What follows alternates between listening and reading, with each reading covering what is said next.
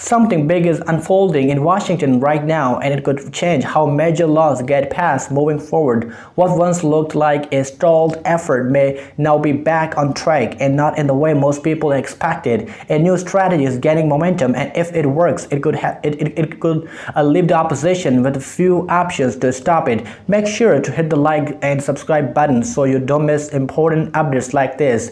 Let me break this down for you.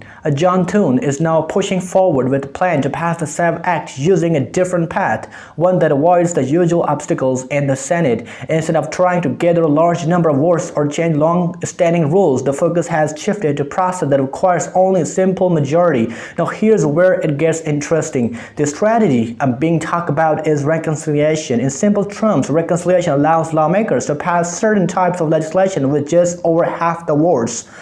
Rather than needing a much higher numbers. That means the usual delays and blocks may not apply in the same way, and this is where the pressure builds.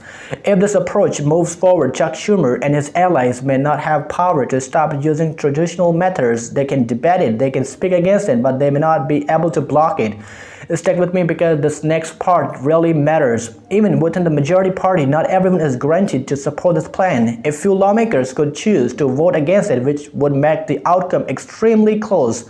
That means every single vote becomes critical. Now imagine this scenario. If the vote ends up evenly split, the final decisions would come down to the vice president casting the tie-breaking vote. That's how close the situation could get. One or two decisions could completely change the outcome. Let me explain why this strategy is so important. In the Senate, many bills require a large number of votes to move forward, which often leads to gridlock. But reconciliation changes that. It creates a faster path, especially when one party wants to move something forward without waiting for broad agreement. Now here's the bigger picture. This is not just about one bill. If this method is used successfully, it could set an example for future legislation. Lawmakers may rely more on the strategy when they face strong opposition, which could change how decisions are made in the future. And timing matters here. There's growing belief that this could happen very soon, possibly within weeks. Once the process starts, it can move quickly, leaving little room for delays or last-minute negotiation.